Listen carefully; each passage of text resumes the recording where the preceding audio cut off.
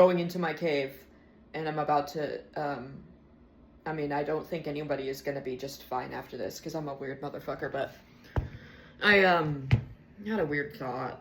You can tell honestly, you can tell I've been having weird thoughts. Look at my head. Yeah, I woke up like this, bitch. Also, it's like 1 in the afternoon. I didn't just wake up. I've been up since this morning. I just, stay-at-home mom things, okay? This is what I went to bed like, and this is what I woke up like. And I'm gonna get in the shower here in a minute, but not right now, bitch. You're gonna stress me out about it. I'm not gonna do it until tomorrow, and then I'm just depressed, right? And then I'm gross and depressed and not showering. No, bitch. You made a big deal about it, and now I'm not gonna do it until I decide I want to do it. You see how that works? Yeah. It's not depression, it's just autonomy. Which goes into kind of what I was talking about, actually, what I was gonna say. Actually, I think that's it. I think that's the post. That's the post, bitch. Yeah, you're not depressed. You're suppressed. Honey. The stay-at-home moms, the postpartum depression, the depression, the holy shit, bitch. We're gonna get some beats up in here, bitch. The depression.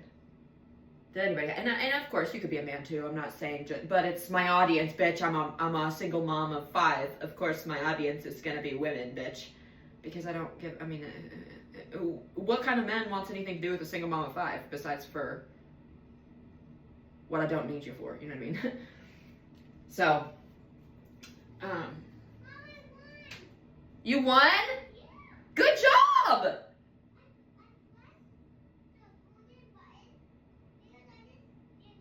He pressed the golden button because he just did it. Okay. So, yeah, that was the post, I think. That's what that is that I just pushed the golden button for something. I don't know. There's more I could talk about, but I want to be done because I just realized that... You're doing the lava one? Okay. Lava. Look at it. This is red. You see, it's all synchronistic, bitch. I'm kidding. I'm joking. It really means nothing, but you could choose to have it mean something, and then it is. That's the fun thing about everything. Depression has a purpose, because what it's doing is it's showing you that your environment is oppressing you. Huh?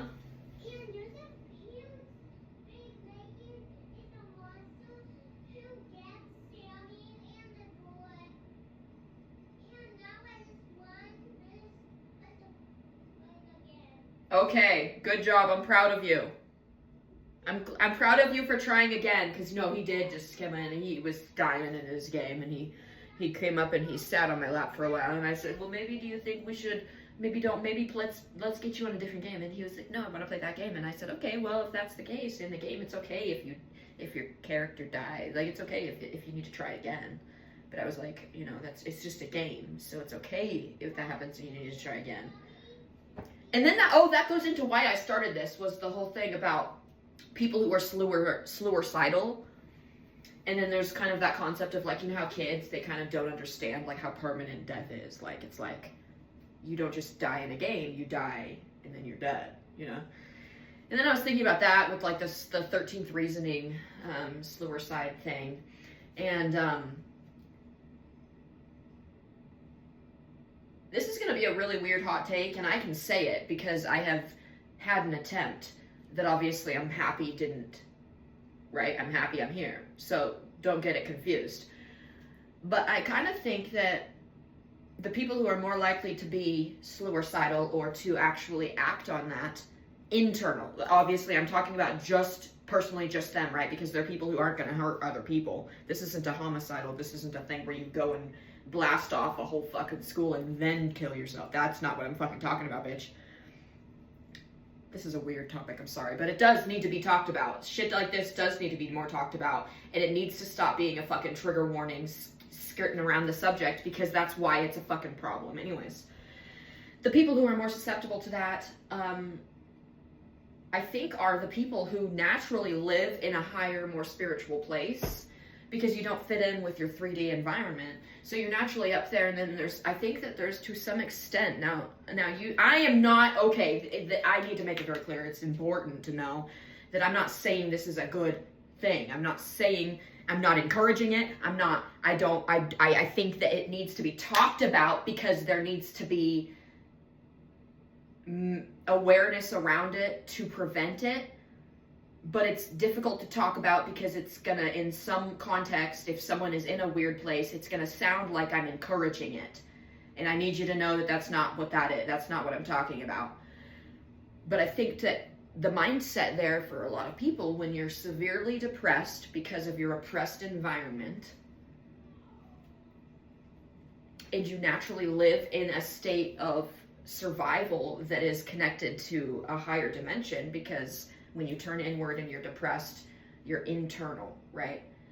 And when we think about you're going higher vibe into the spiritual, but yet your body in the 3D is low because you're depressed, you're connecting to energies in other dimensions that are obviously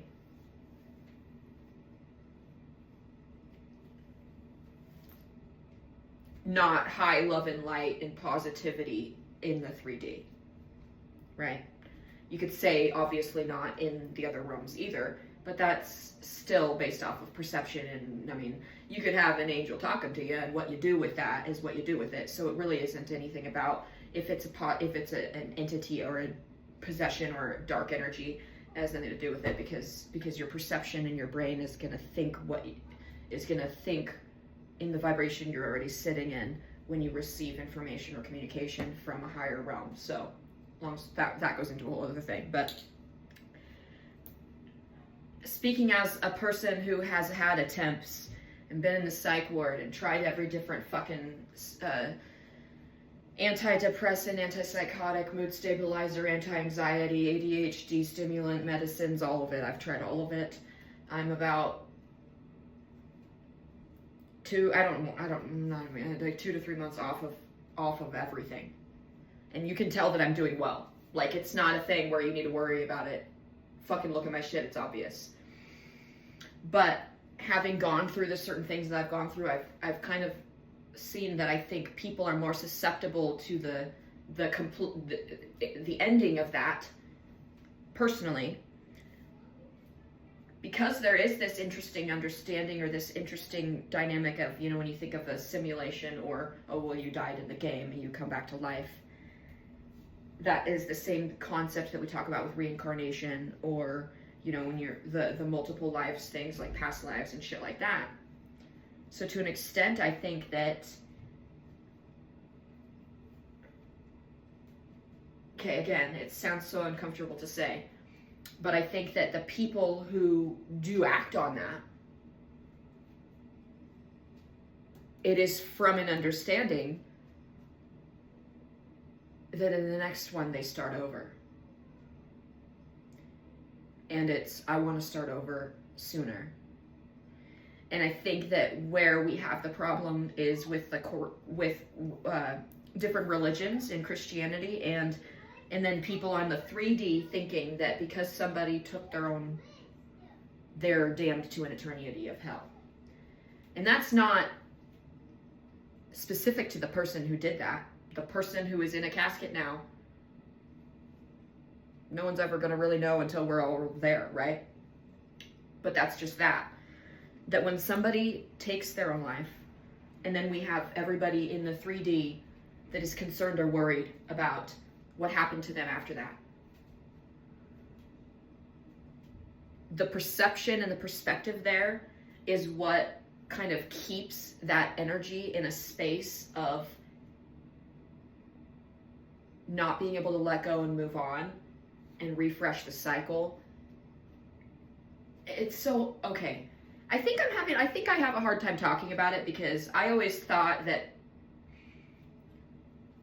people had the same brain wiring as I do, and it turns out I'm just very, I have certain cognitive ability or gifts, spiritual gifts, that allow me to see patterns and processes and things, and I'm not talking about just being autistic, bitch. Seeing other things that people don't necessarily see, and so that's where that actually kind of ties in, is that the people who struggle the most it's because you're seeing certain things that not everybody sees and not everybody understands. And so there's a lot of isolation there. And the whole thing about people wanting to go home, right? When you're in a state of the only home you know is not a home because it's actually what's killing you, it makes logical sense. And I think that the angle that we have on going into suicide prevention, you know, it needs to be attacked from all angles. And, you know, the advocacy and the awareness and shit that we have on that obviously needs to be better. But the angle that it is talked about in, the prevention side of it, obviously is necessary.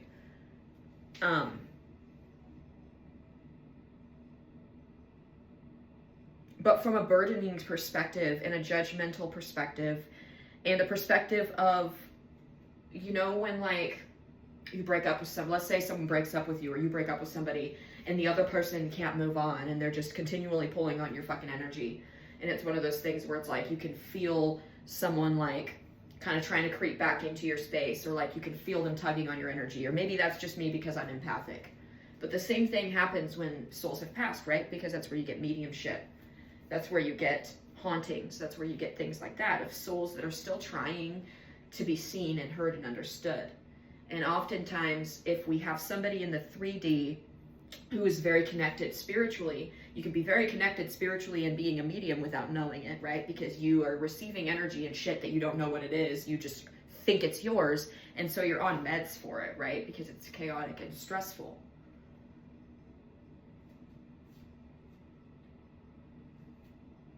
But the meds suppresses the energy. It doesn't organize it.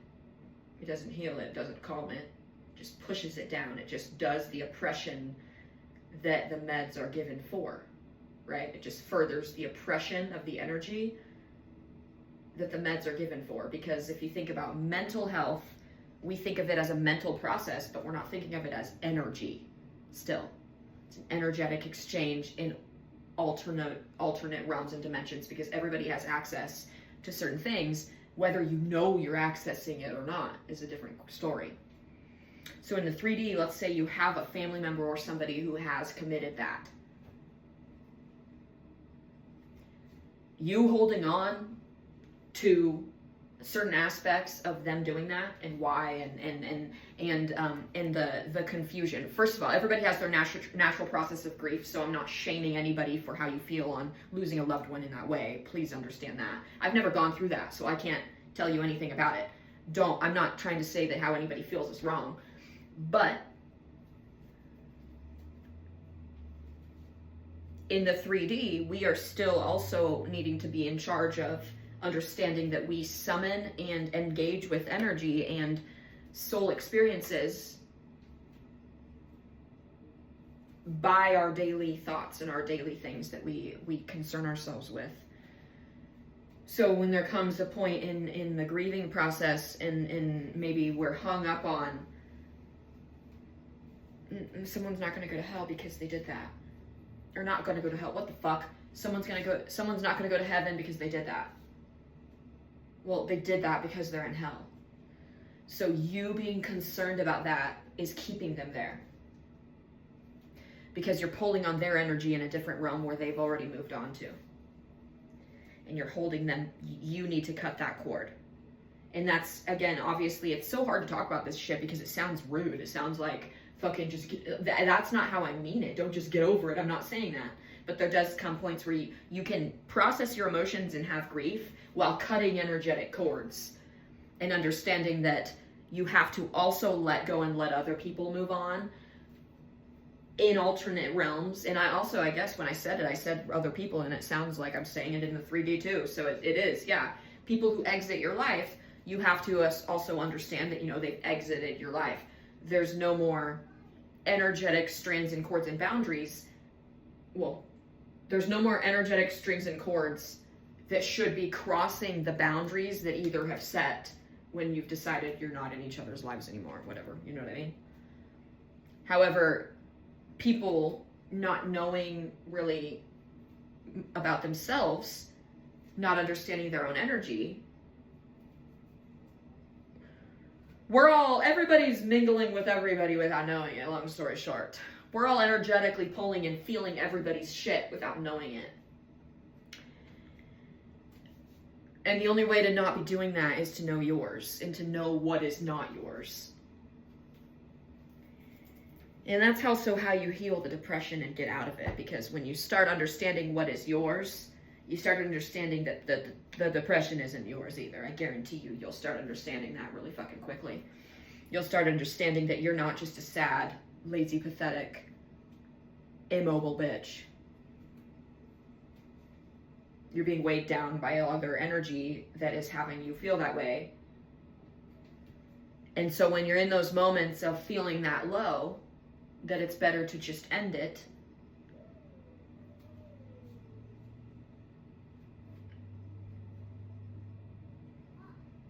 Sometimes I think that a better way towards prevention is to tell somebody that you understand that feeling. 100%. It's not about, I think that there's a lot of, it's just hard because when you're talking about something so serious and there's awareness and prevention about it, but the prevention still kind of comes from it with a tinge of shame when people are in that place. There is still judgment on it, because if somebody doesn't understand why you would feel that low and want to do that, there is going to be judgment on it, whether they know they're giving you judgment or not, or even whether they intend for that or not. Someone in that place is going to feel and perceive judgment regardless, because they're judging themselves for it. Because that's not where they want to be, right? No one wants to be there in that spot. And I don't know, it's hard to talk about, but I just feel like there also needs to be a different angle on how we view that. I don't know. This came up to me really random. I didn't intend to, I don't know. It just hit me random. It just hit me because, you know, I'm obviously really glad that I'm here. I don't talk about, I guess I realize that I talk about a lot of stuff, and those are things that I haven't actually talked about is the attempt stuff. And from what I can say from my experience in that the first time, so I was hospitalized for a few days. Oh wow, okay, that's probably why this is coming up then, because it was in 2018. It was the week of my daughter's birthday, because I missed her third birthday, because I was in the hospital. Yeah, okay, yeah. So really, this is also just a way of me talking myself through, I guess, not having the shame in that, because I've always felt there's shame that you feel then after, you know, then it's like, also it's that awkward, okay, we can be dark humor about it, let's just get that clear, but like, you want to because you suck at life, and then when you fail at that, it's like, well, that's just another thing that I failed at. And I say that funnily, in a joking way, ha. Trust me, you know. But the fact that need to make that joke and that exists, and that I know without a doubt that people feel that way, and that you carry shame as like, because I'm somebody who has attempted that, I carry shame. I carry this. I'm just realizing that I carry shame for that, and I didn't know. Oh wow! And actually, my heart, like I'm actually getting like heart pain, like chest pain. Sorry, when I keep staring over here, I'm looking at this. I have candles lined up at the top of my bath thing, and I was just I'm just staring at this and just reading this, just staring at this because it's like helping me with, but. Okay, I think that whole thing was just really for me to not have to feel, because it's when I look back, the times that I had the attempts were because of my environment, and I don't want to get too into it, but it was in my former previous living environment. And people don't talk about that. Like, people just talk about like the person as having depression as the problem. And it's our environment, guys. Like, it's the oppression of normal human experience that is causing depression.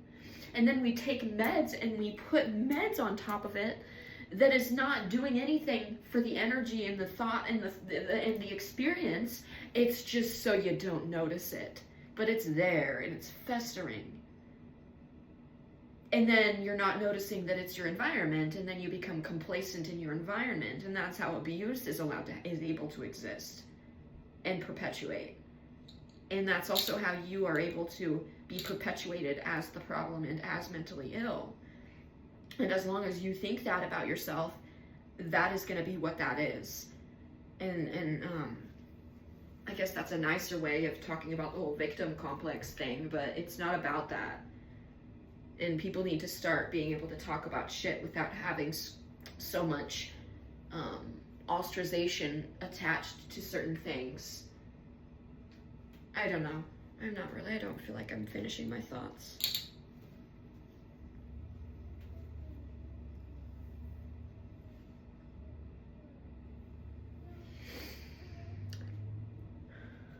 I understand, you know, the grief involved or the upset when you lose somebody that way.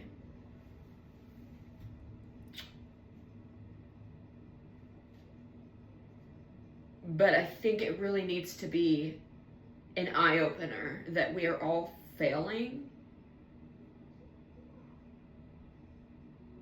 in how we allow our society and our environment to operate. And you know, they say like it takes a village to raise kids. It takes a village in general, bitch, for anything.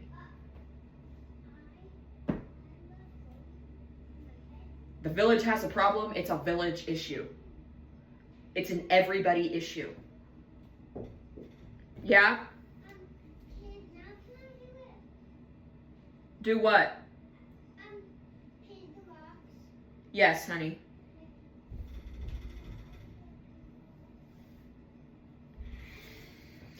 We're gonna go paint some fucking rocks.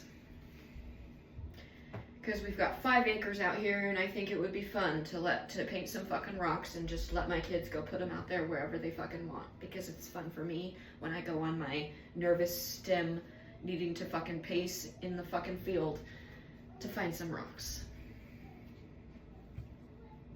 Your environment is important, guys. And it's so upsetting that we live in a country, in a society where people are oppressed and depressed and unable to get out or escape because that is the only option. Because it's a financial issue, it's a societal issue, it's a political issue.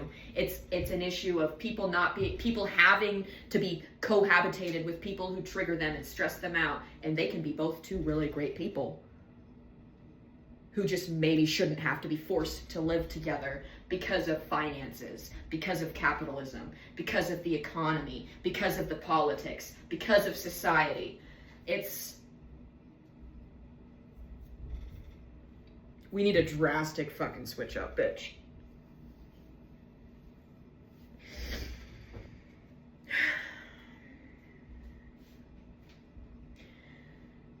When I was a kid, you hear the whole like first female president thing, and in your head you're like, oh, that'd be cool. But when you grow up and you realize that really the person for the job is always going to be the person who doesn't want to do it, because the person who does want to do it, why the fuck are you wanting to, you know what I mean? It's like the best leaders are the people who really have to finally get up when they're forced to get up, because they don't really want to have to lead, but they do have the best wisdom because they sat on the bench for so long and they understand the assignment, because they don't want to lead a tyrannical fucking shit. I don't know why I'm talking about that. I was just thinking about my little inner child self, my little inner wonder, the little inner wondrous girl that just is thinking about stuff and noticing stuff and is confused about a lot of stuff. And now here she is, and she's still confused about a lot of stuff because, bitch, there's reasons and there's answers to stuff that people just aren't doing, and I don't understand it. But I also think it's just because people genuinely don't know, and that's sad. There's so much awareness on so much stuff, and it's because people don't know, and it's because the way that society is built is that it's not, they, and I say they, who's they? I don't know, fill in the blank. But they don't want you to know.